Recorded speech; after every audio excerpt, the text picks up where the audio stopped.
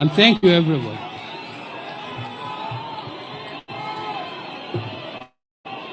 The only orphan in East and Central Africa has spoken. Thank you, Dr. Buru. On behalf of all the workers in the Republic of Kenya, allow me to invite the Secretary General of KOTU, Francis Atwoli, to say a word.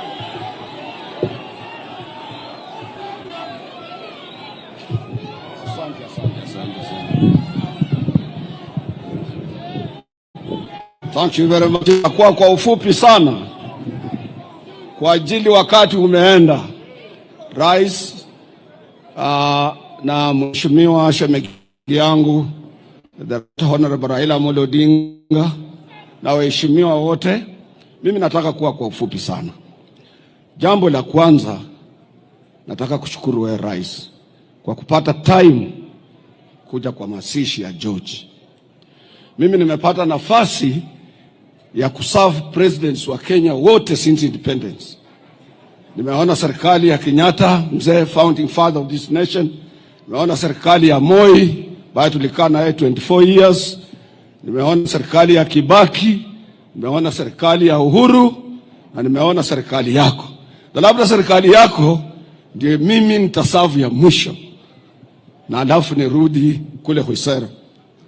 Nataka kusema hivi, sio wote kwa hawa mapresident nimeona moja angelikuja matanga kama ya George.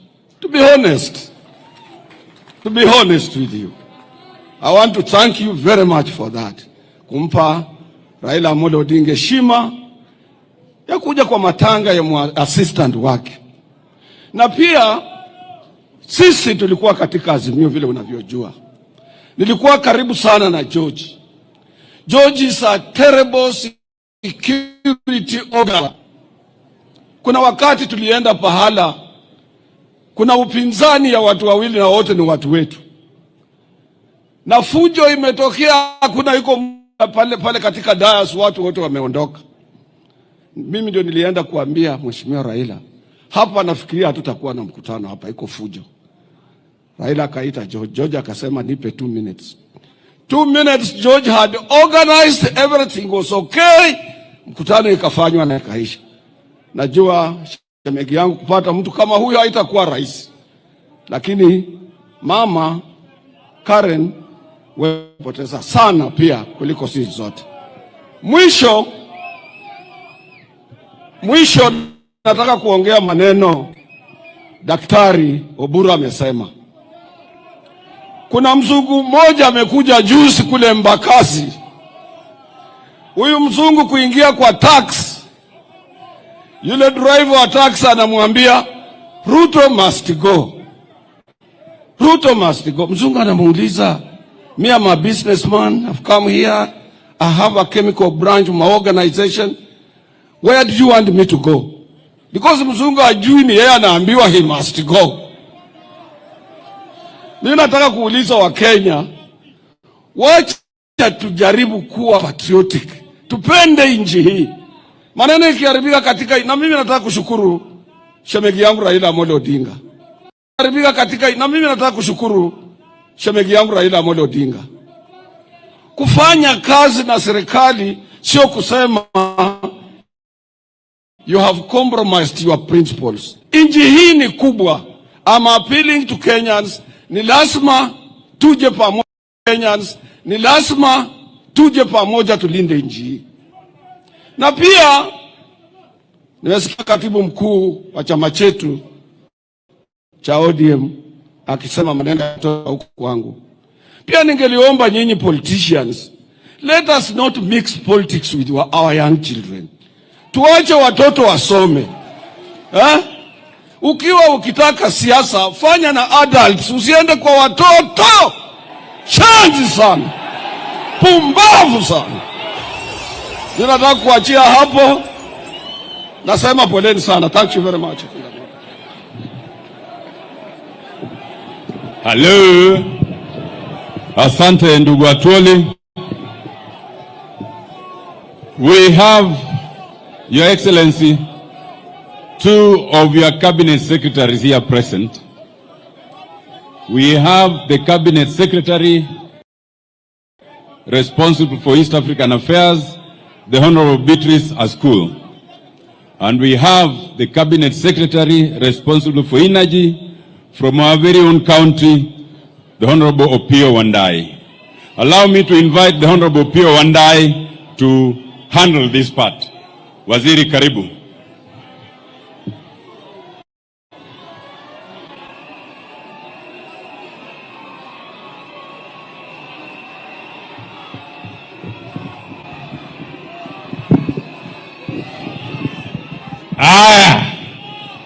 Your Excellency, the President, Daktari William Samoei Ruto, na hiyo mvua ni ishara ya baraka kubwa sana.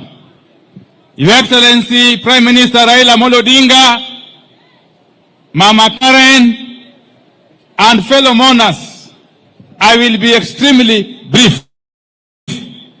Before I proceed, allow me to introduce my sister, the Cabinet Secretary for East Africa Community, ASAL, and Regional Development, the Honorable Beatrice Askul. Aje tu hapa mbele awasalimie.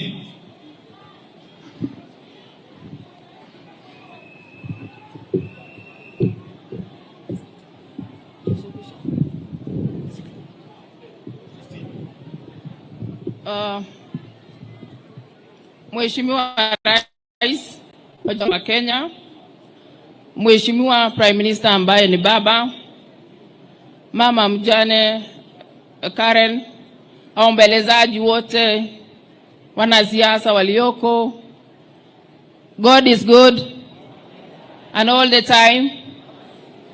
Mimi naitwa Beatrice Askul, ni Cabinet Secretary wa East Africa Community Affairs, ASAL and Regional Development. Kwa hivyo niko mahali hapa nikitoka kwa kaunti ya Turkana. Kwa hivyo nimeleta maombolezi zetu na baraka za Mungu kwamba yale yametendeka bali kwamba yalitendeka kwa sababu ni mapenzi ya Mungu. Tuko hapa kwa sababu pia babangu mlezi kisiasa ni Raila Amolo Odinga. Kwa hivyo nimekuja kusimama na familia yake kwa sababu huyu ni mmoja ya wale walikuwa na yeye katika undani wa kutenda kazi. Kwa hivyo tuna majukumu tukipitia kwa kiongozi wetu wa serikali ambaye pia ni baba yetu katika uongozi wa serikali. Hapa tuwe pamoja, tuomboleze mambo haya, tukitiana pia nguvu kwamba ni Mungu pekee uweza kutenda mambo haya. Jua tuna uwezo binadamu, ni mpito ya kila na mmoja. Kwa hivyo watu wa Siaya, Mungu awape nguvu sana, awatie sana nguvu familia yake na watoto ya George. Mimi nilimjua George back 2004. Wakati tulikuja kujua baba Raila Amolo. Na mara kwa mara alikuwa anatuleta karibu. Nakumbuka siku moja wakati baba alikuwa Prime Minister. Ikawa kwamba kuna mlolongo hapo kupata baba si rahisi. Ikawa kwamba nimekuja na Mheshimiwa Imana kutoka Turkana. Wakati huo nilikuwa Secretary General wa chama. Imana alikuwa Mheshimiwa Imana alikuwa chama. Ikawa ngumu sisi kupata baba. Ikawa kwamba tumetext message kwa baba kwamba sisi tumetoka Turkana, tulifika hapa saa 3 asubuhi mpaka saa hizi hatujawahi kukupata. Baba alipata hiyo message around saa 5. Na mara moja tulikuwa pale chini kwa reception pale. Tulipata mtu ametumwa mara moja kutuchukua. Na I am assuring you wakati huo mwenye alitumwa ni George. Na tangu George ajue sisi amekuwa akitupatia all the time access wa baba. Ndio nikajua kwamba ni mmoja pia ya wale wanatii sheria za baba kwa watu wake. Kwa hivyo nilimjua wakati huo tukafanya kazi mpaka sasa. Baba pole sana. Wacha Mungu akutie nguvu. Mungu akuwezeshe. Ninajua mambo haya ni mapito ya kila na mmoja. Kwa hivyo siwezi ongea mengi. Mungu awabariki wana Siaya. Mungu awalinde. Your Excellency the President, we are here because you are here. Thank you so much. Asante sana dada yangu Mheshimiwa Beatrice Askul. In our midst, we have a number of national government officials, and especially those who come from this region. They will not speak. I will just ask them to be upstanding so that you may know them. and they are led by my good friend and brother PS Raymond Omolo of Internal Security. Thank you very much, Daktari.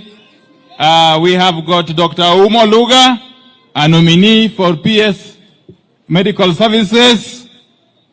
That is my good Vranda. Aya, asante sana. Who else is there? We have got the chairman of the Kenya Sugar Board, who is also the son of the soil, Mheshimiwa Engineer Nicholas Gumbo.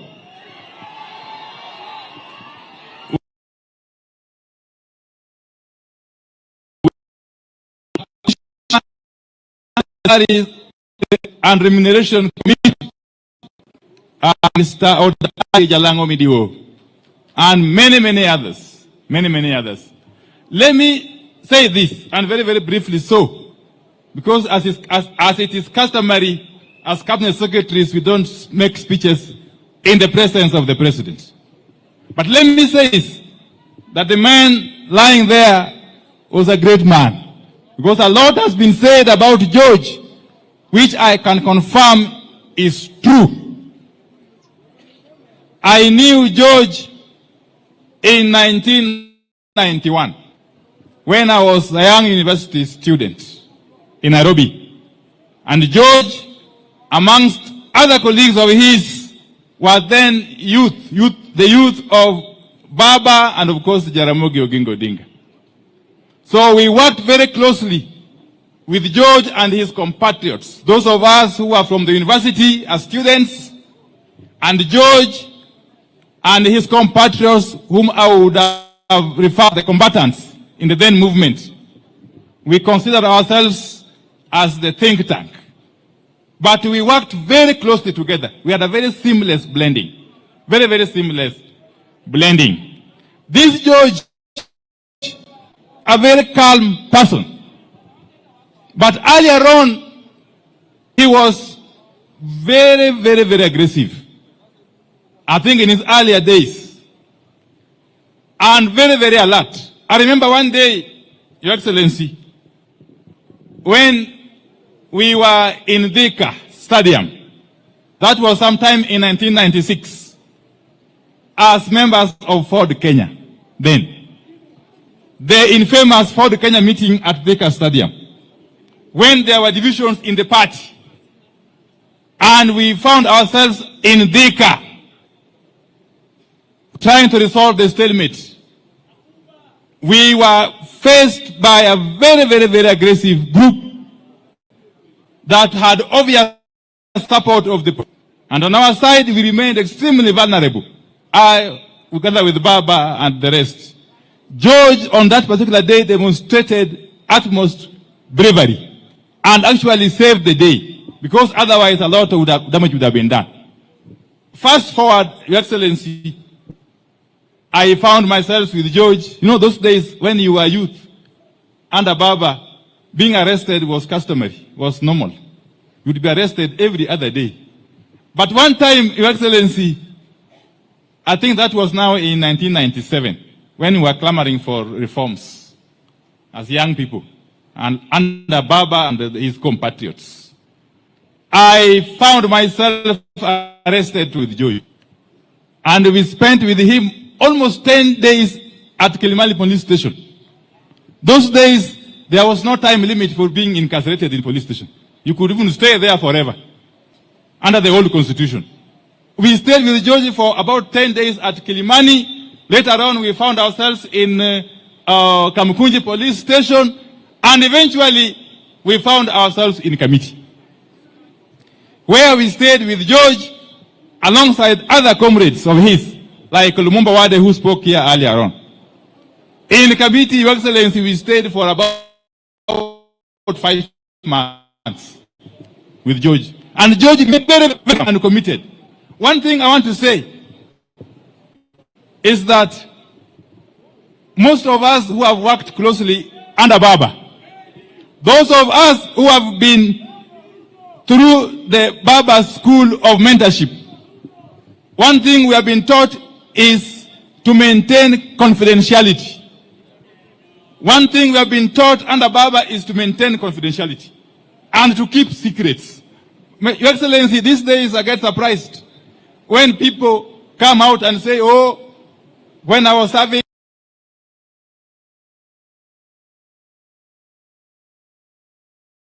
him, is something to those of us who have been brought up and mentored by Bab. Because we have been taught that you must maintain confidentiality. You must maintain confidentiality. Your Excellency, let me say this, that as we send off George today, we must appreciate the gains that we have made as a country. As a country. And I must thank Baba Raila Odinga for accepting to work closely with you, Your Excellency, to unite this country. Your Excellency,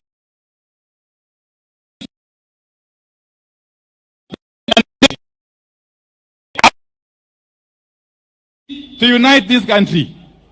Your Excellency, where you sit, rest assured that Baba has got our collective mandate as the people of this region to assist you to unite this country. And that from where we sit, Your Excellency, there is no turning back.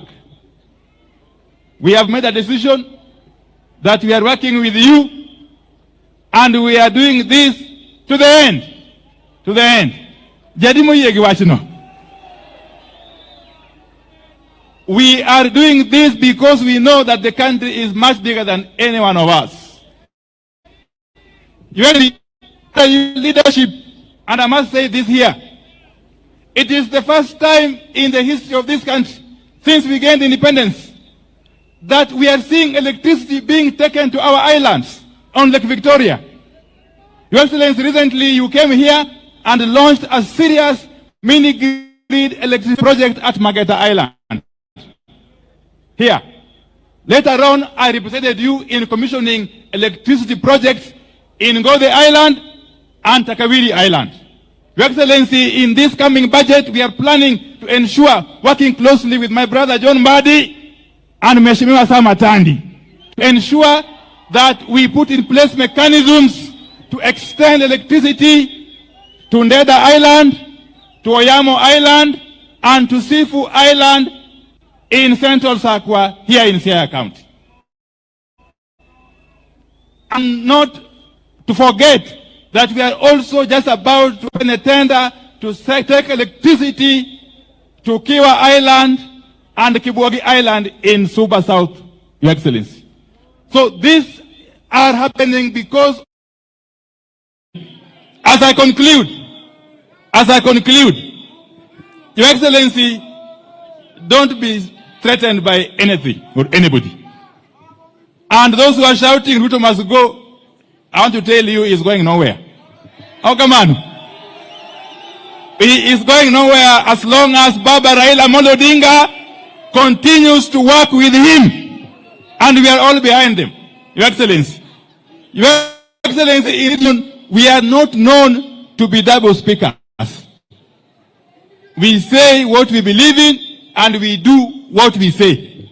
We have said in one accord that we are in this government of yours as a people, and we want to continue in that manner.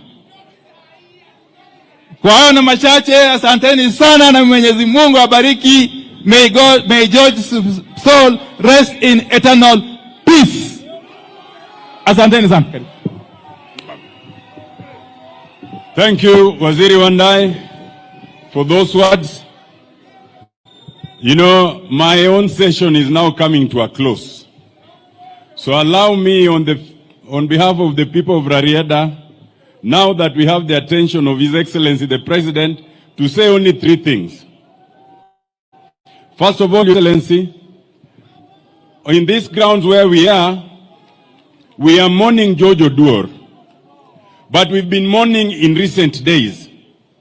In this very school where we are, 2 students lost their lives barely 2 weeks ago when they were on top of a cistern or pit that sank, and in fact they are being buried today.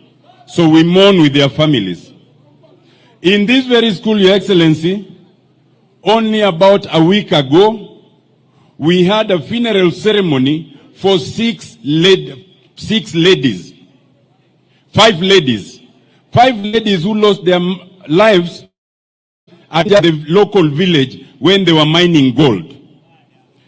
And we appealed, and I've already met the CS in charge of mines, Waziri Joho, and the PS, to ask that they help us enhance the safety in terms of that. Excellency, the Ramba school that is mourning requested me to request, and I am merely a servant, that you may find it in your heart that if you want to donate something to this school, their biggest problem is a dining hall. They have many problems, but most of the others I'll deal with. They have a capacity of about 2,500. The dining hall that they have built about 30 years ago can only accommodate 800. Akwayo kutoka Akwayo. Secondly, Your Excellency, there's a very small road that was unable to be completed before your time. It is called Akado Kamito Road, just 4.8 kilometers. It has now taken 6 years, just 4.8 kilometers, Your Excellency. We plead that you might find it, not just to complete it, but once it gets to a place like Assembly Bay, and you know Assembly Bay, Your Excellency, we've been there with you. When you continue now past Luak, then you go to the Right Honorable's home. That's 11 kilometers. So we request not that you just complete the 4.8, but you now connect it, so that when you come to visit your friend, the Right Honorable Prime Minister, you can choose not to go through Ndori, but you go through Kalandin. Dakupa Munbe. Lastly, Your Excellency, is affordable housing.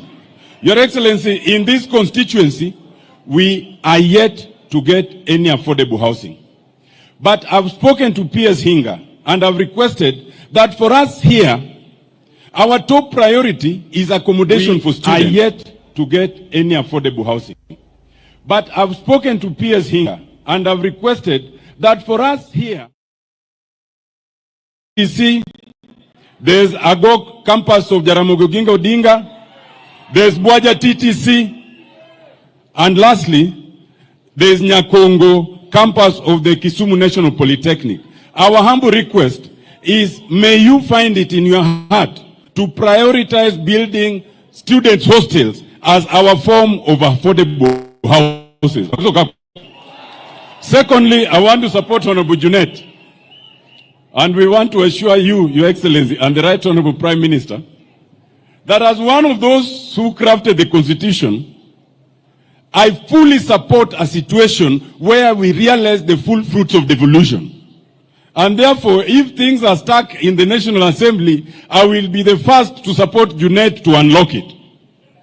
But we equally plead with you, Your Excellency, and the Right Honorable Prime Minister, that there's this other thing called CDF, CDF. Hii pia msinyang'anye jameni. Hata ukiangalia hii shule, it is shining courtesy of CDF. I agree that members of parliament have no business involving themselves in the details of CDF, including construction. Lakini at the end of the day, CDF to konyo, kozo konyo. We know okonyo kozo konyo. Koro CDF to beda, and manani, we have to be careful. We ensure that it is restricted to the functions of national government, and the member of parliament has no business dealing with it. Lastly, I want to apologize to you, Your Excellency.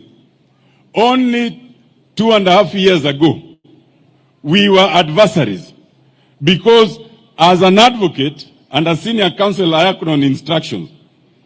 I had my client, the Right Honorable Prime Minister, who instructed me through my leader, Senior Counsel James Orengo, to challenge your win. And we did challenge it, and you know that. And you know, when we are there, we are kind of different. We don't talk the way we are talking here. But the Supreme Court said that was all hot air. And we accepted. So, Your Excellency, we accepted, therefore, because we were saying the government would be Raila Amolo Odinga. But the Supreme Court said the government is William Samoei Ruto. Adir kozo kadir. Therefore, you are the government. I thank you for accommodating us in your government. And the distinction therefore is, we are not the government, but we are in government, courtesy of your accommodation. We are in government because we have donated experts like Pio and I to work with you. And we thank you for that. Uwinjo gima wacho koso kuwinjo?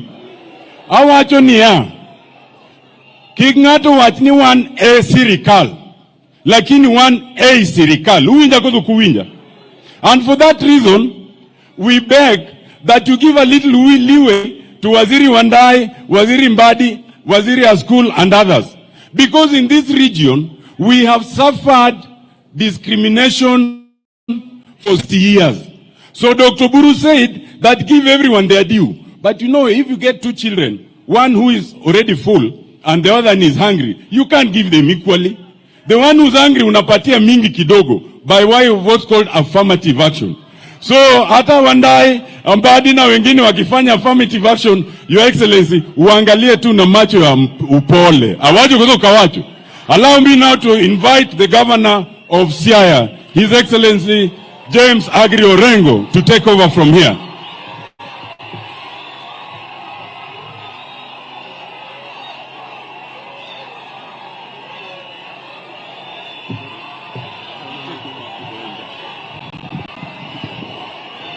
Hello? Hello? Hello? Ero kamano, ero kamano. Ero kamano. Ero kamano. Now, we have a very short period and it is raining, so we want to make this bit as quickly as possible.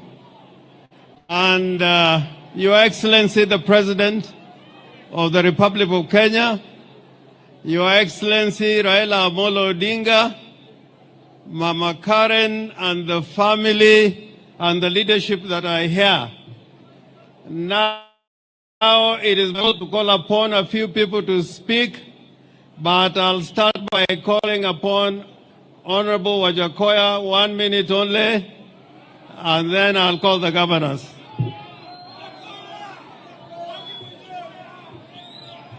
Your Excellency, the President of the Republic of Kenya, my Prime Minister, Honorable Raila Odinga, Governor Orengo, Governor Baraza, Governor Tuoma, Governor, my friend from Migori, Professor Nyang' Nyong, and the area MP. This is the first time I'm meeting this man, Ruto, after the election. I wish you had called me before, it would have been different. But let me take this opportunity to tell you that had I won the presidency, maybe I could have been the one talking here. But I congratulate you for your good work. The only thing I have to say, because I've been given 2 minutes, I will say two things. Number one, devolution. Governors are suffering. Governors do not have money. The monies have not been sent to these people. Governors are borrowing to pay their employees. Governors are really being faced with the problem of not paying contractors. Please release money for devolution.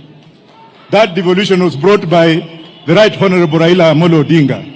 Secondly, I would like you, Mr. President, and I recognize you, I would like you that when you go back today, I want you to think the way I would have thought if I was the president. Go and call Butere girls and their principal to State House, have tea with them, tell them thank you, and then visit their school, harmonize relationship with the school kids.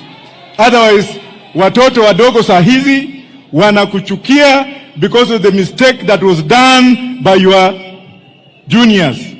Correct them. You are my president, you have the sword of power, and you can lead the country if you have both of us. Madam George, Madam George, it's George that made me closer to Jacom.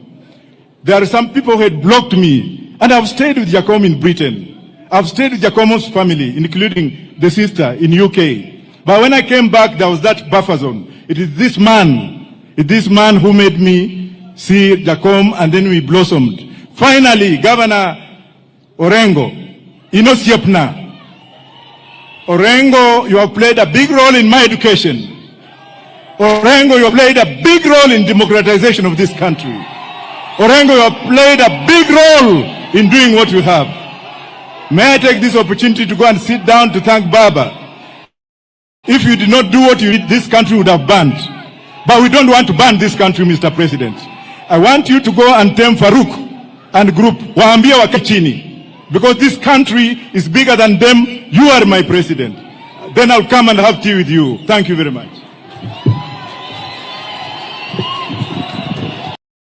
Let me show you Glovo. Your favorite food and make the nice day even up and order her favorite gift. Download Glovo and order anything you want, we'll deliver. And introduce themselves. Time is not on our side.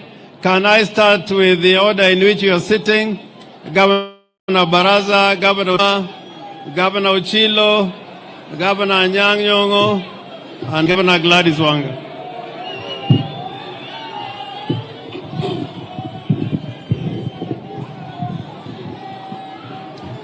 Mheshimiwa Rais wa Jamhuri ya Kenya, Daktari William Samoei Ruto, kinara wetu wa chama cha ODM, Baba Raila Amolo Odinga, itifaki zote zikizingatiwa.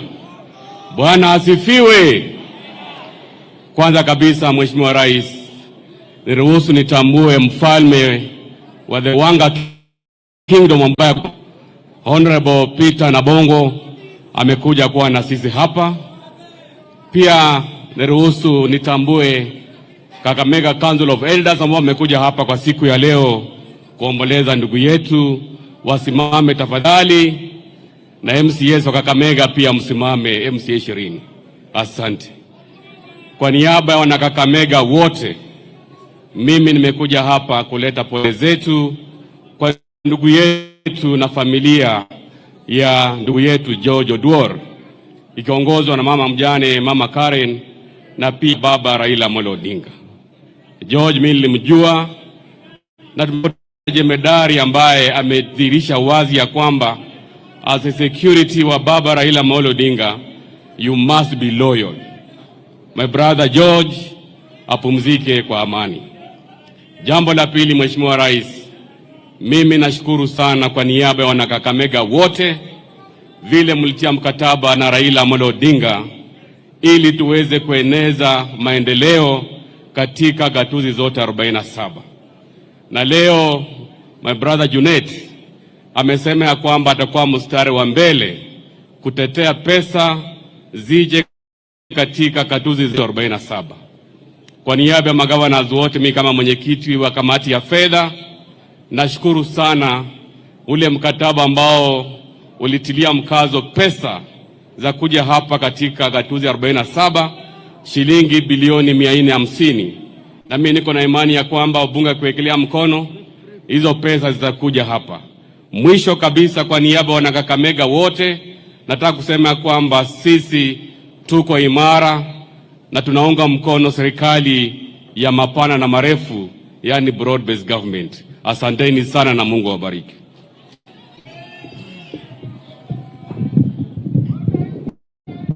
Asante sana Mheshimiwa Rais, Mheshimiwa Waziri Mkuu, waombolezaji wote wakiongozwa na Mama Karen. Wacha pia mimi kwa niaba ya watu wa Busia ambao wamekuja hapa, mnaweza simama tu mpunge mkono, najua kuna waheshimiwa wako pale nyuma. Asanteni sana Karen. Hao wote wacha pia mimi kwa niaba ya watu wa Busia ambao wamekuja hapa, mnaweza simama tu. Wale wamekuwa karibu na mzee, wengi mumetambua kwamba kupitia katika George huyu amekuwa pia kama mmoja wetu, kwa sababu huwezi kuwa kwamba ulikuwa karibu mzee na ukose kumjua George. Yetu ya mwisho ya George, kwa mama nitasema tu pole. Mimi pia nimemjua George zaidi ya miaka 20 na kitu, na yangu ya mwisho nakumbuka aliniita tukitoka mambo ya broad based, akaniita kwenda kwa mzee, kwa baba, kwamba kuja hapa kwa baba kidogo baada ya kutia ile sahihi na nafikiria ndiyo ilikuwa siku yangu ya mwisho. So George, fare thee well, may the Almighty God rest your soul in eternity. Ya mwisho, Mheshimiwa Rais, mimi tu pia nitasema, najua nchi yetu inapitia changamoto, lakini wale wazungumzaji ambao wamezungumza hapa, ni majukumu yetu kama viongozi kutatua shida zetu. Hatuwezi kusema kwamba tutazungumzia tu hizi shida ni kama kuna mtu mwingine atakuja kutatua. Vile tumesema pamoja, haimaanishi vile watu wamezungumza hapa kusema kwamba ile dili umekuwa naye umeitupilia mbali. Ni kusema tu tutaweza weka mikono yetu pamoja vipi so that tuweze kufanya bora kwa sisi wote. So Wandai, umezungumza na mimi nitasema tu, unajua ile mambo iko hapa Siaya ndio iko Busia. Mambo ya Ring Road ilikuwa almost the last 20 years haijafanywa, na hata ilikuwa imeshawekwa kandarasi. Shida zile za industrialization kule kwetu ndio tuko nazo. So tutatamani tu vile tunafanya kazi pamoja, that let it work for all Kenyans, including us there who are in Busia. Asanteni sana, Mungu awabariki.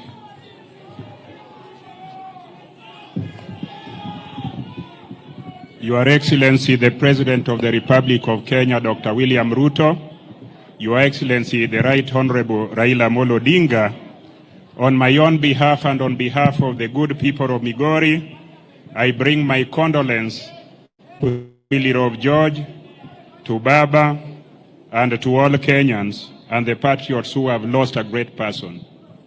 Your Excellency, the President of Kenya, not many people know why Baba is called the People's President.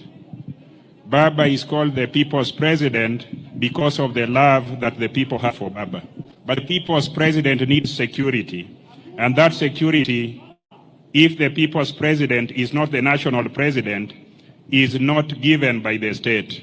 It is this great person lying here called George that developed the network of civilian securities who always Baba. In Migori, where we come from, George had a wide network of young people who are always and will always be protective of Baba. Baba, you have lost a true friend, a true security person who is much better than the official security that will always be offered to you. We have come here to support you. We have come here to support all of us. Finally, Baba, hii miujiza mmefanya pamoja na rais wa Kenya called broad-based government. This is the greatest thing. On my part, I have been around when we had KANU, tulikuwa na vita sana. I have been around when we had other parties. This understanding that you have brought and given to us as Kenyans has enabled us to sit everywhere, anywhere, including in funerals, na tulie na tuomboleze kama jamii moja. Continue it, and we hope in 2027 we'll continue like this. May God bless all of us. Asanteni sana.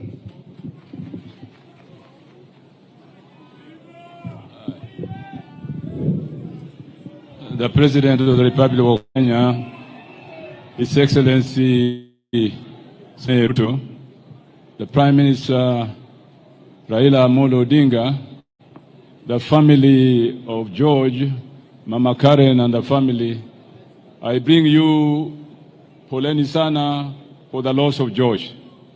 I bring you greetings from Kisumu County and from my wife Dorothy, who could have been here but has another function, who brings condolences to the family. I just want to say two things. George was a gate to reach the Prime Minister. Maybe it was only me whom he gave so much confidence, but when I called the Prime Minister and I couldn't find him, I could call George. Then George could say, Professor, wait a minute. Let me see whether I can pass this phone to the Prime Minister. And that was the confidential relationship I think George had with the Prime Minister. When he knew when there was somebody who wanted to reach him urgently, he had the confidence of passing his own phone to the Prime Minister. I thank the Prime Minister for that kind of relationship with George, because it made it easier for us to access him. when he had meetings and very important things to attend to when we wanted to reach him. So I thank you very much. I thank George for the service he gave us as those who work with you and the confidence he had in us. Finally, Mr. President, I know those of us who are governors are in charge of health. The Constitution of Kenya gives a health function to counties. And we have been having some problems of health, especially the SHA. But let me assure you, Mr. President, we are meeting in the Council of Governors on Monday with your team to discuss these problems and to bring to the government tangible issues that need to be attended to for issues that concern SHA and the health system in general in our country. We shall meet on Monday and you will get the information subsequently from your officers. We thank you very much for paying attention to that. And let me end by saying, poleni sana Jondori, poleni sana Siaya, poleni sana the family, Molu, such an important person like George, who was a good friend, a good comrade, and a good supporter of us, as ODM and as those who have struggled with Raila for so many years. Thank you very much, and may God bless you.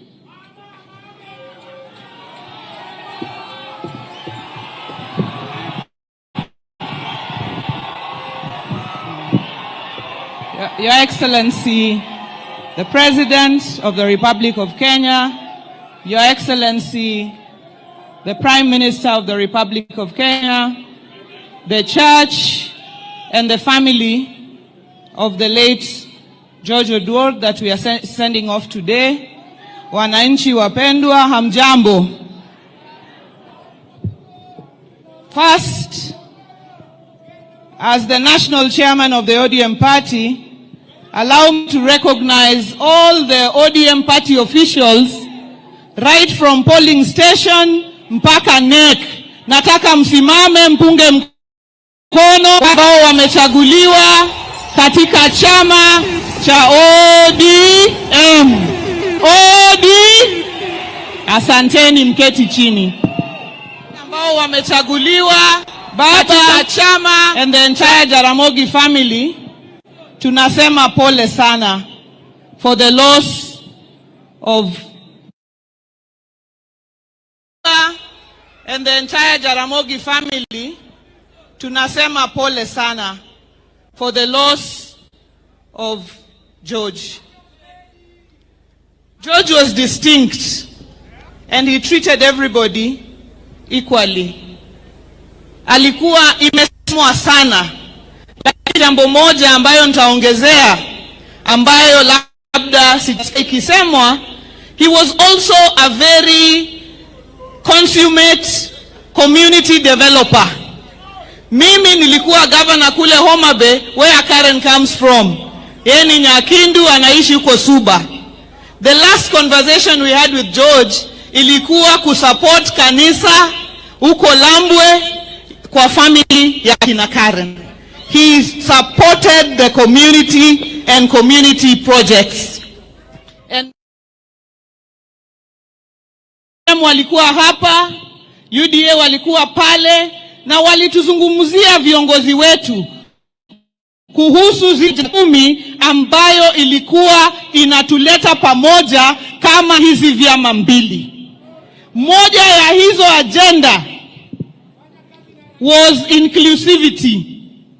Na mimi baada ya wiki moja ama mbili, I saw a list of PSS that showed me that kumbe we were now pushing forward the agenda of inclusivity. Niliona Fikirini Jacobs from Kilifi, a 27-year-old. Niliona Umo Lugahia. Niliona Pareno kutoka kule Kajiado. I saw people from the mountain and people from the lake. Congratulations to our leaders for moving forward that agenda with the event we had. Na sisi tulisema ya kwamba tutaunga mkono because our leader sisi as a party is Raila Amolo Odinga. Na sisi huwa tunasema baba akisema left ni left, na akisema right, na akisema fire, tuko tayari. Na hiyo ndio kwa sababu this management tunaunga mkono kikamilifu without apologizing about it. Because it is about unity of Kenya, it is about inclusivity of Kenya, it is about leaving no part of this country behind. Mwisho, unajua mama akiwachana na baba, sisi tulifikiria ni kina mama wanaongea sana kwa hii maneno. Mimi nimeona ili wangonika chiapa kosoga chagua anakaa kama mama. Wakati alikuwa na mzee, alikuwa anasema huyu mzee ndiyo yeye, huyu ndiyo ndume, hata akiona ukipita pale kwa fence anakutupia mawe.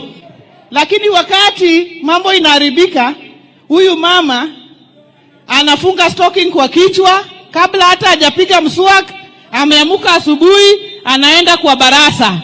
Anasema huyu mzee ni bure kabisa. Hata hawezi kuzunguka uwanja mara 8, anazunguka mara 1, anakaa namna hii, anakaa namna ile. Hii sasa ni vitu bure kabisa. Asanteni sana na Mungu awabariki.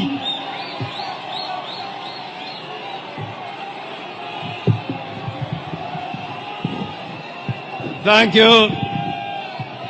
Erokamana nya Gladys. Akene loro nyadiboro no to tiende ango.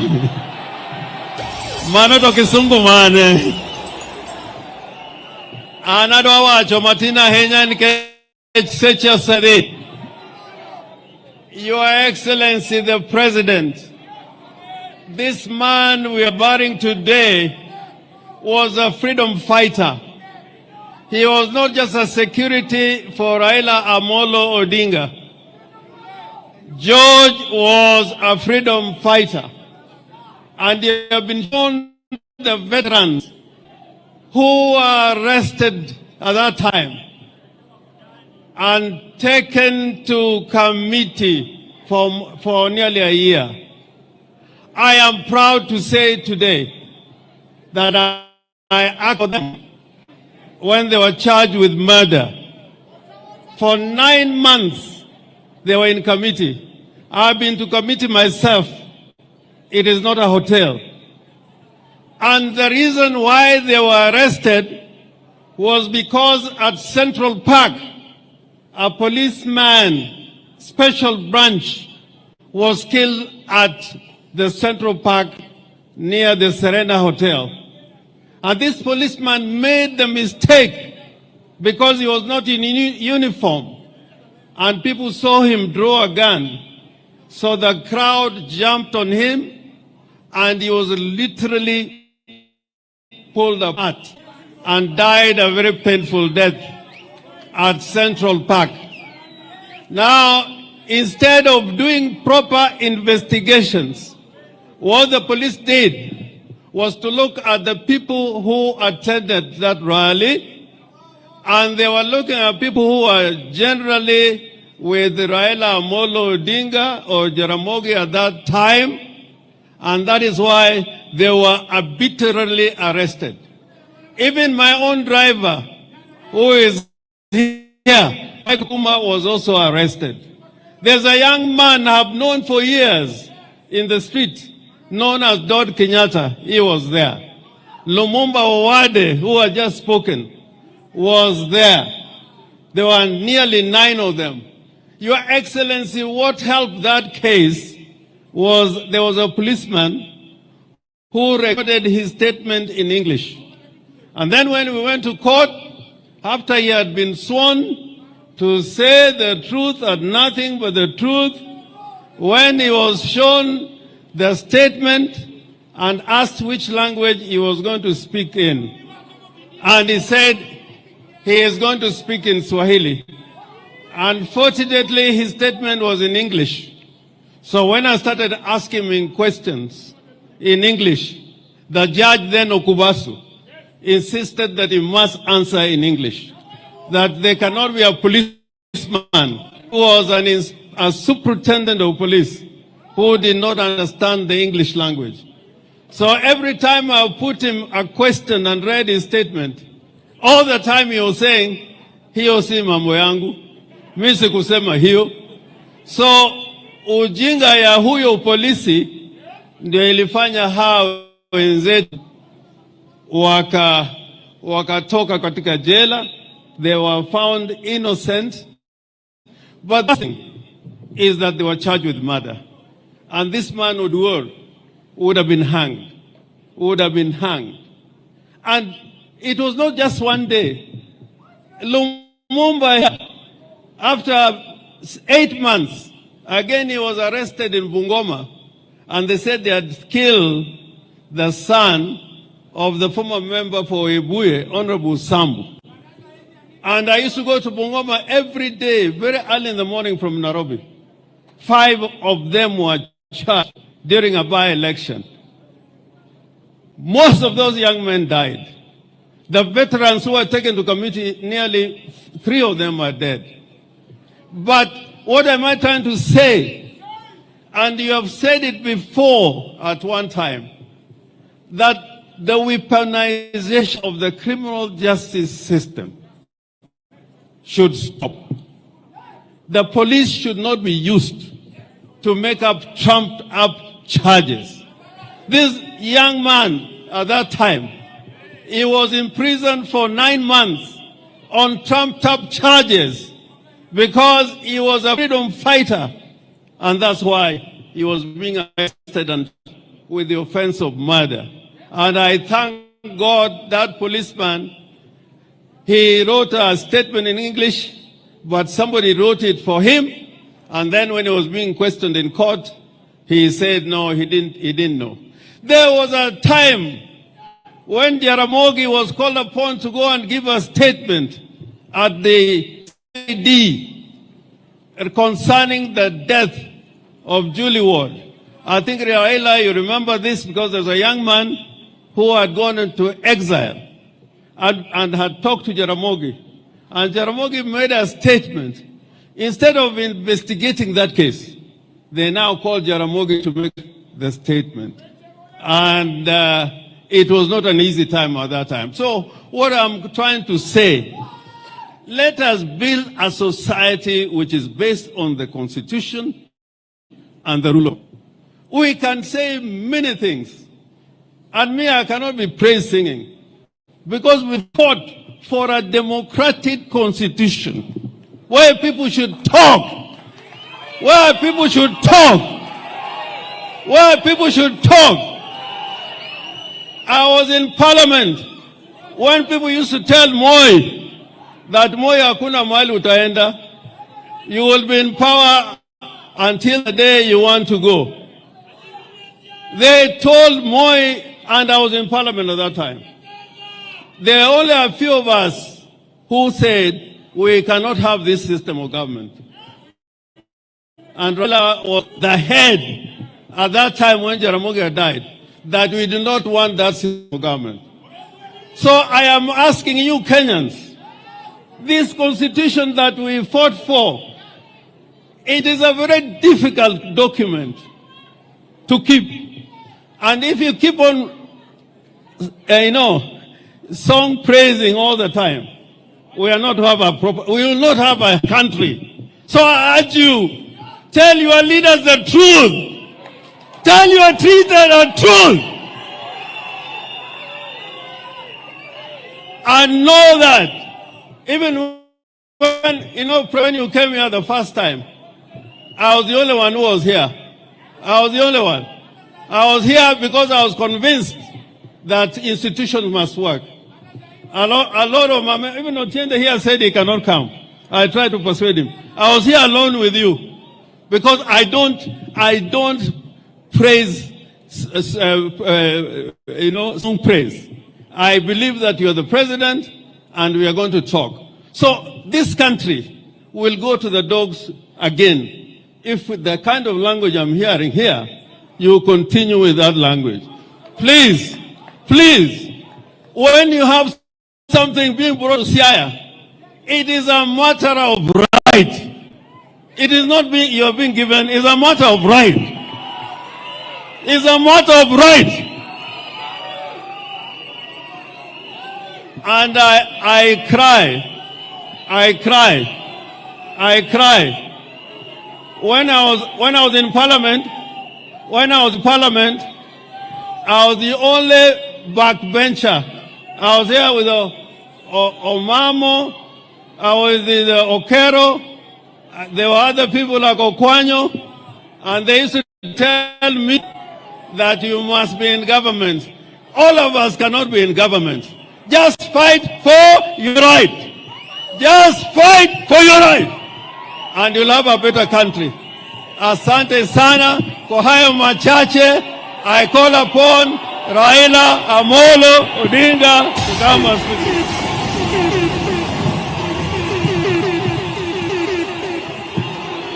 Hallelujah.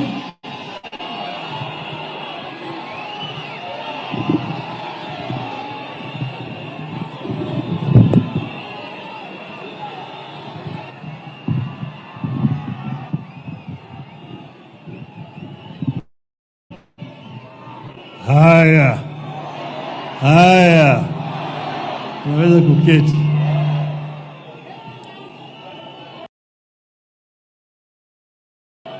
Your Excellency, Mheshimiwa William Samoei Ruto, the President of the Republic of Kenya,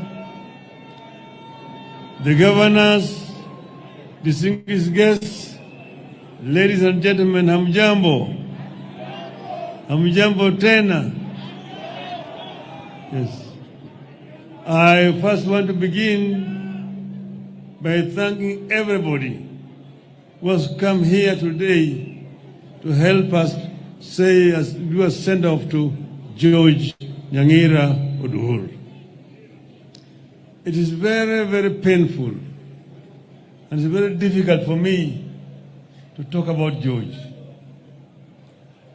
But first let me begin by bringing condolences from Mama Aida, my wife, who cannot be here today because she's on a mission in Korea. That's why she's not here. George is a part of our family. And you see, it is now 10 years since we lost our first son, Fidel. And now George is gone. It's so painful indeed. If you say somebody is ready to take a bullet for you, George, I've known few people who can be as committed and dedicated like this young man. We have had, as they have said, a very difficult time. Sometimes George is a very cool person and very intelligent, very observant. You think he's a fool when he's next to you, but he's thinking very deeply. So when he comes and tell you, this place is not safe, let's get out, you must get out very quickly. So it is very painful indeed. George worked for me. He did not work for Jaramogi. Just very briefly, Jaramogi was very briefly around there. When we recruited George, we sent him for training to South Africa. And in South Africa, he trained and was top of his class as a security officer. See his report. Later on, we sent him to Israel. Again, he trained in Israel for 3 months on security. If you look at his report, very, very, very exemplary. So he was a very highly trained officer. He even trained in the United States. He knows how to sense trouble. He feels it and he wants you. This is going to happen. This is going to happen. So we knew each other so closely, so well with George, and we've traveled around the world with him. Are there 7 continents? We've been with George to 5 continents, except Arctic and Antarctica. been all of those places. And is so familiar with many other things. When you go to a place within a short period of time, he has moved around and he has scouted and know where the danger is. So it's painful. But the other people we've seen here, they call the veterans. Veterans, wasimame. Those people there. Hello? Veterans, fungeni mkono. These are the people who have been with us. There was very many. They are battle hardened. Asanteni sana. Ni hao watu wamekuwa pamoja na George throughout all this period of time. So we have lost a son in our family, and we are very sad indeed. Mama Carol here has kept George.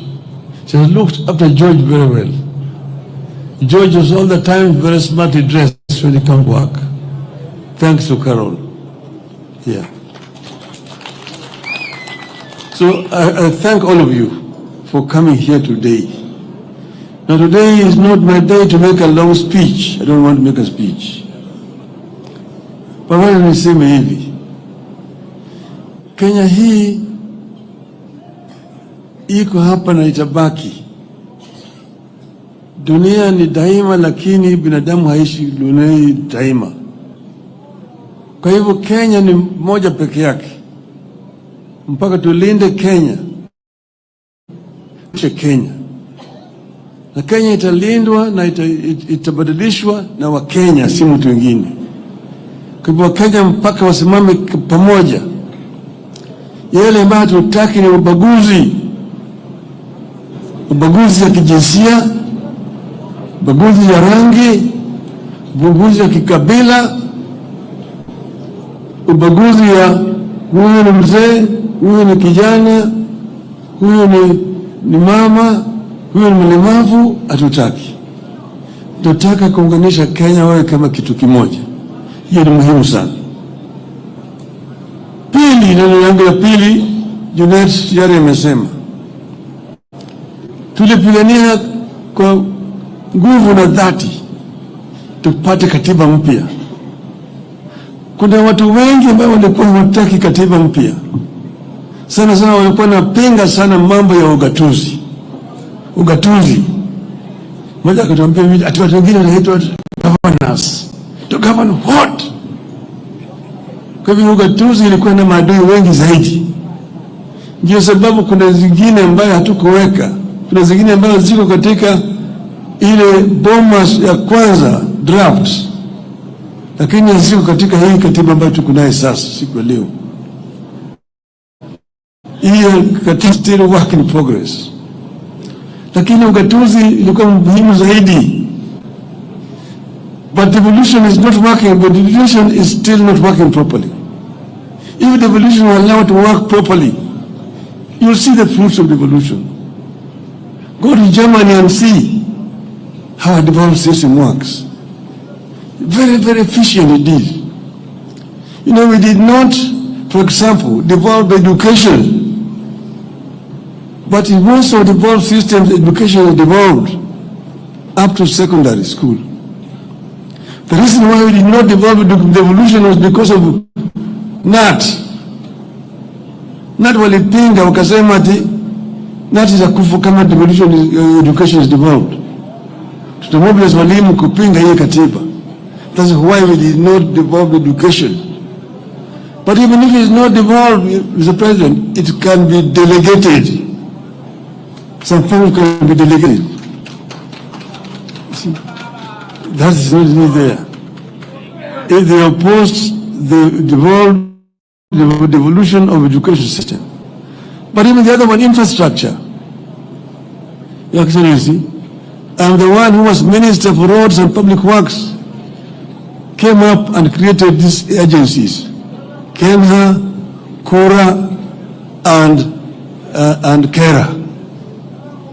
Because of the bureaucracy at that time, things were so centralized under the Ministry of Education, and the permanent secretary is the accounting officer.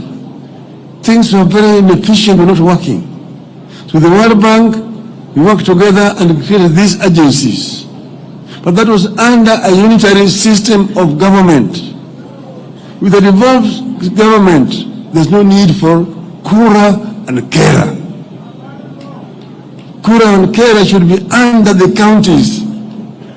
It does not make any sense that somebody is sitting in Nairobi and Alba roads in Mombasa town.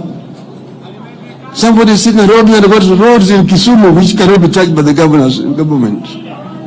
Within Nairobi town itself, city itself, so many roads there are not under Nairobi county government. They're under national government. That's why it's so inefficient. It's so inefficient. We devolve funds to the counties. And as I was told the MPs, and they disagree. CDF, national government, give that CDF national government, but to the counties, not the MPs. Full levy. Members of Parliament, Your Excellency, have no business concerning roads. The role of members of Parliament is clearly stated. Representation, legislation, and oversight. How do you oversight implementing?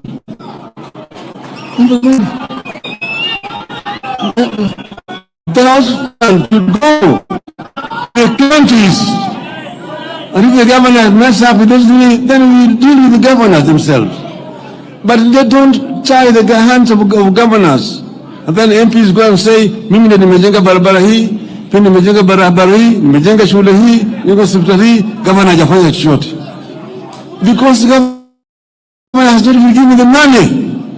Give money to the governors. Let the devolution work properly. And that's why I said that if they don't do it, we will make it an election subject. Campaign properly against the members of Parliament. So that members of Parliament to allow governors to do their work and then do oversight, which is your constitutional duty. That is what I wanted to say today. I don't want to make a long speech. My brother, Mheshimiwa Rais wa Jamhuri ya Kenya, karibu ongea na watu wako.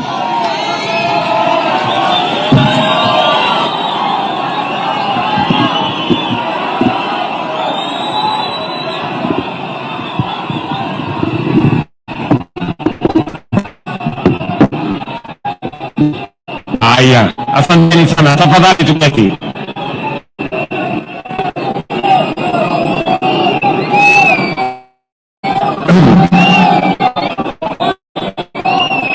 Mama Karen, mjane rafiki yetu George Oduor, Mheshimiwa Raila Odinga, kiongozi wetu wa chama ya ODM na Prime Minister wa Republic of Kenya, viongozi wote wengine, wananchi wa hapa Siaya, hamjambo.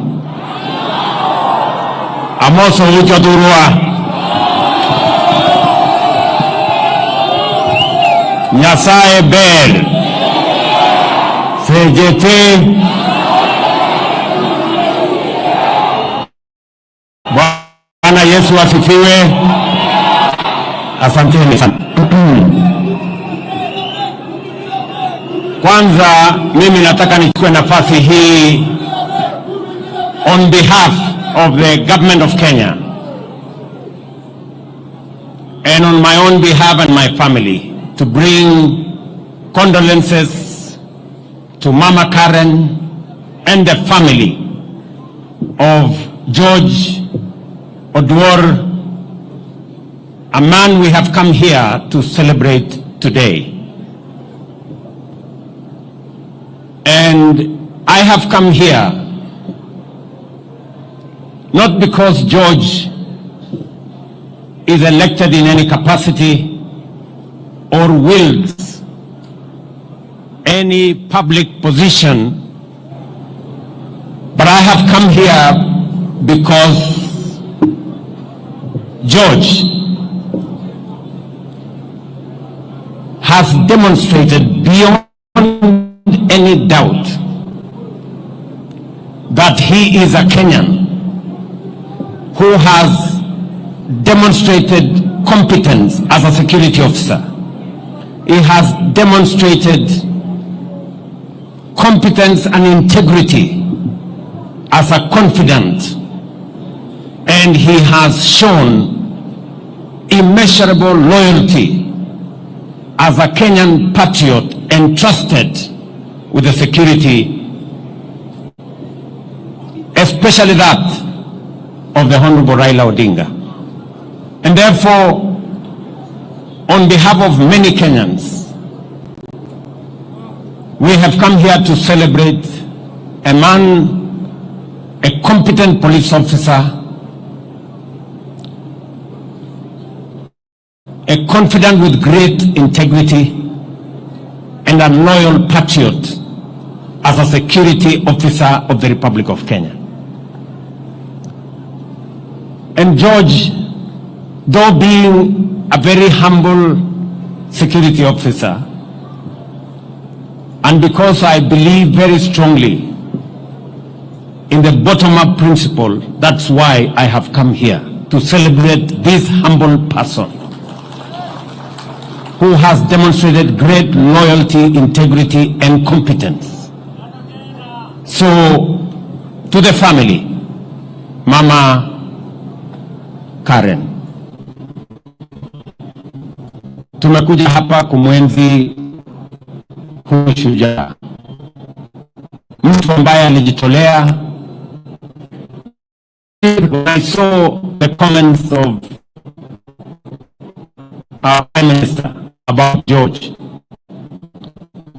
that he was a person you can entrust with many things, including money. You know how difficult it is to trust people with money.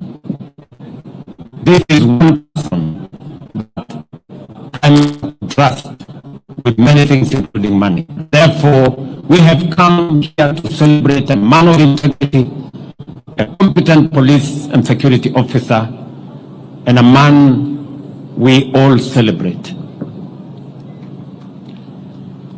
Allow me to use this occasion of George, because I also came to know George as a member of ODM then. And we were in many places together. And somebody said here, I benefited also from his security services, and that is true. Whenever we went to situations as members of ODM that time, George was on hand, and many of the people I have seen here, including Lumumba, who as a security officer, I now know that he is an elected MCA.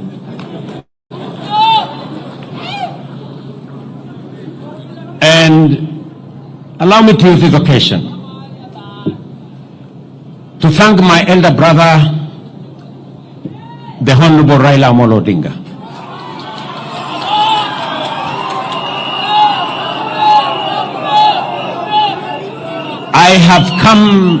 I have come a very long way with the Honorable Raila Odinga. And I want to stand here today and to say, I did not know that the man I stood by and gave my all at a moment in my life, we would eventually become competitors, and that he would eventually come and anchor my leadership. And so,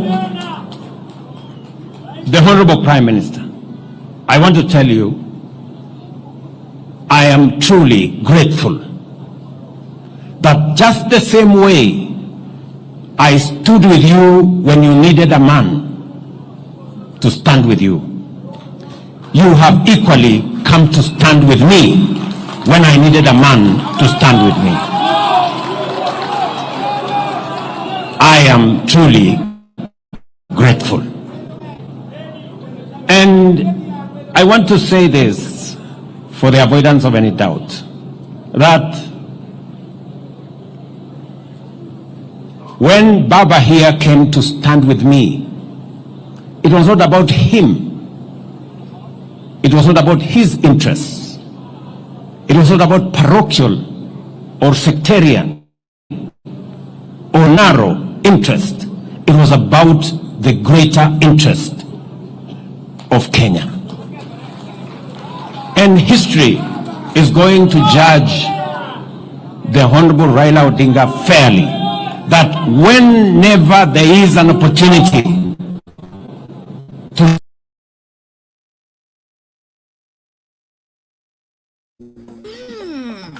indulge in the moment. Proud. But apart from, and we have come this journey together. Let me say this to all of us. In this journey, nation building, everybody has a contribution to make in different ways. I am happy that today I am the leader of this broad-based government that I agreed with my brother Raila Odinga. And broad-based is not about the interests of any one of us. It's not about the interest of Baba here or my personal interest. It's about the interest of 50 million Kenyans. And I will say this without any fear of contradiction, that because of coming together, because of forging this relationship that has stabilized the country, that has created inclusivity, eliminated the things that divide us and the negative ethnicity that threatens our country. Today we can proudly say our economy is stable. The dollar, which was at 160, is now at 129 shillings. Inflation, which was at 9.6%, is now at 3.5%, because we have come together and we are working together. I can proudly say, without fear of any contradiction, that whether it is our electricity, and I am very proud of what Opiwandai has said. Today, we have resources spread around Kenya. This Siaya has 1.2 billion shillings to connect close to 15,000 new households. Something that has not happened before. It has happened under broad-based. Because we are conscious about leaving no part of Kenya behind. I am very proud that in the last 2 weeks, we have released for the first time 60 billion shillings to our roads. 4.6 billion has come to this region. And the 9 roads in this Siaya, all the contractors will now go back, because we have done what we have done together, and because we have put the country ahead of Raila's interests, of William Ruto's interests. And that is the moment that this country needs. That is the moment that this country needs. We can have the best constitution, we can have the best election, but if we don't have the right psyche and the unity of purpose, ethnicity, division can undermine even the good that exists in our society. And therefore, I want to say to you, my brother Raila Odinga, that what you have done is what has enabled me even to do what we are doing in our housing, our markets, our infrastructure. And I want to say that our nation, Kenya, has consistently been undermined by division that undermines the national interest. And there is absolutely every reason for us to find it in ourselves how to forge unity for purposes of the nation. Kwa hivyo mimi nataka niseme leo nimekuja hapa kuungana na familia ya ndugu yangu Raila Amolo Odinga. Huyu George ni mtu ambaye alitusaidia, hata na mimi nilifaidika wakati tulikuwa pamoja katika ODM. Na nimesikia Sifuna anaongea na nguvu. Wakati unaongea mambo yangu Sifuna, ujue mimi ndio mwanzilishi wa ODM, so naenda polepole kidogo. Yes. Sisi ndio tulianza hii kitu. Ama namna gani? Na unajua ukinisukuma sana nitaitisha mkutano ya founder members ya ODM. Sindio? Unajua tukiitisha hiyo mkutano tunaweza kufanya discipline au tulianza chama. Sindio? So twendeni mosmos.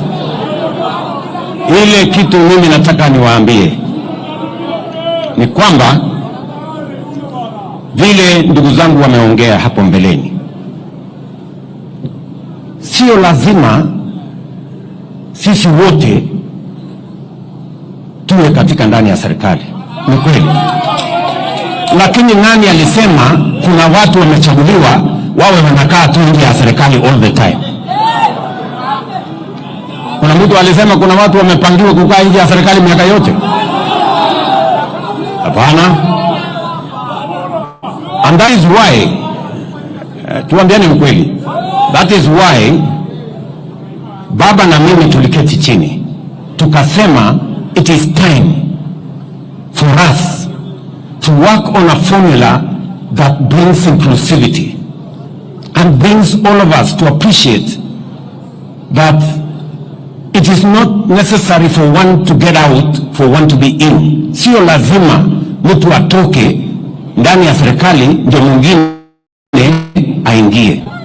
Na ndio tulikataa ile maneno ya wale walikuwa wanatupangia mambo ya shares, kusema kuna watu permanently wanafaa kukaa nje, wanakaa ni kupaguliwa miaka yote. And that is why I am confident and I speak straightforward that we must get rid of the politics of ethnicity, division, ile siasa ambayo ni ya ukabila, siasa ya chuki, siasa ya kubagua watu wengine. Hiyo siasa tunataka kuondoa katika taifa letu la Kenya. Na inawezekana my friends, inawezekana sisi wote tuchangie katika kuendesha serikali ya Kenya. Inawezekana. That is why that's what broad-based has taught us. It has taught us that we can be together, that others must not be out for others to be in. We can all be there. Sasa niwaulize, simzee baba yetu hapo Oduor ameongea, amesema anataka watu wa hapa wapate share yao. na hiyo share yao sio share ya watu wengine. Kila mtu atapata share yake. Therefore it is possible for us,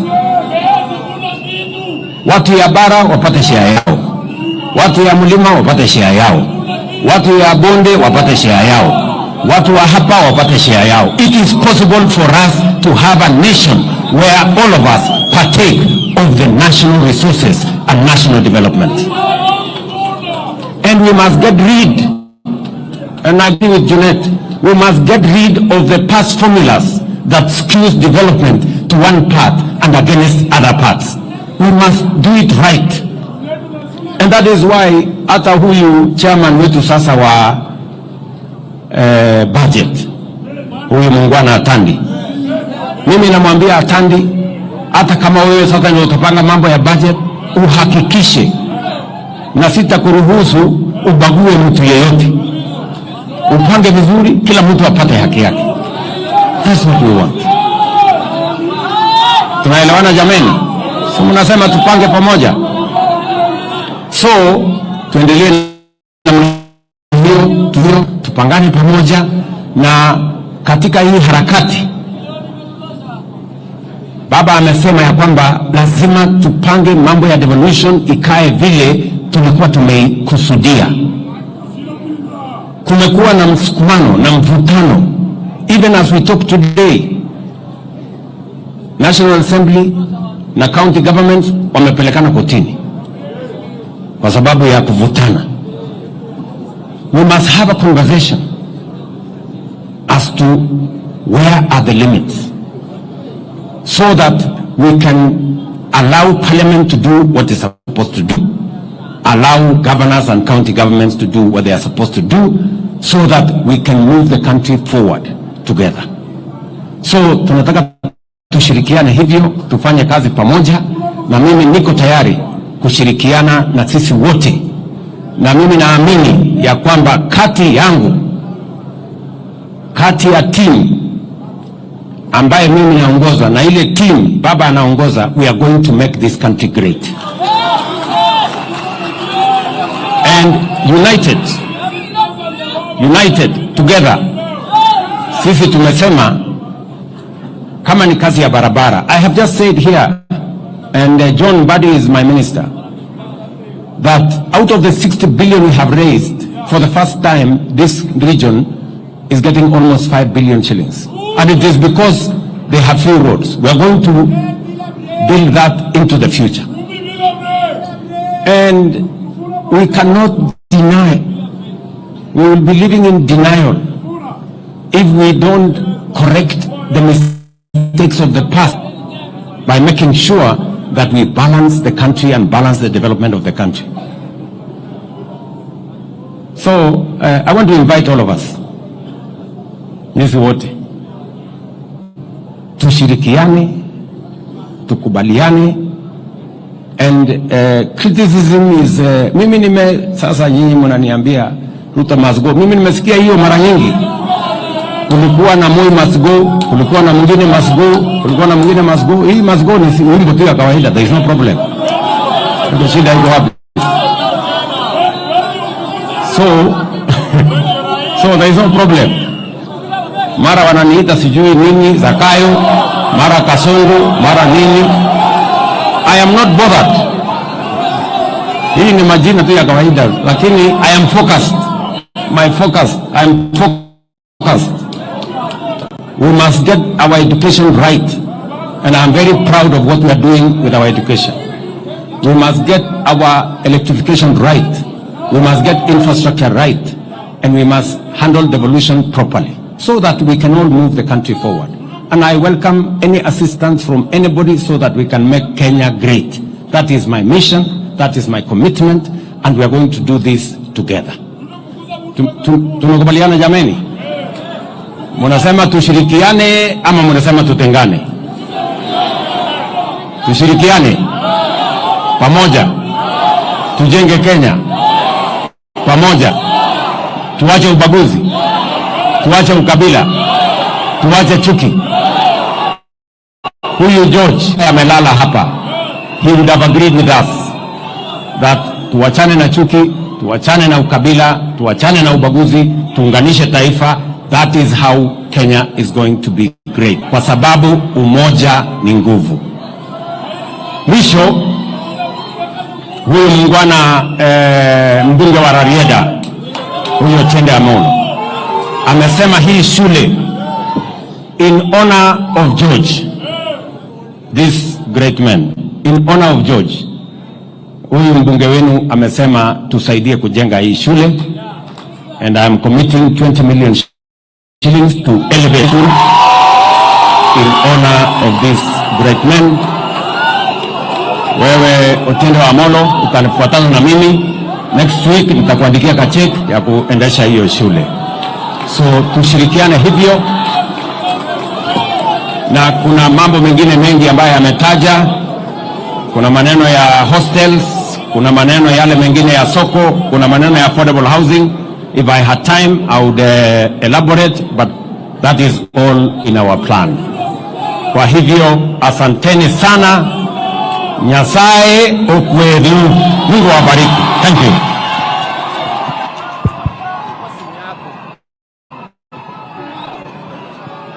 Asante Mheshimiwa Rais kwa hayo. Niombe tuketi. Niombe tuketi. Asante.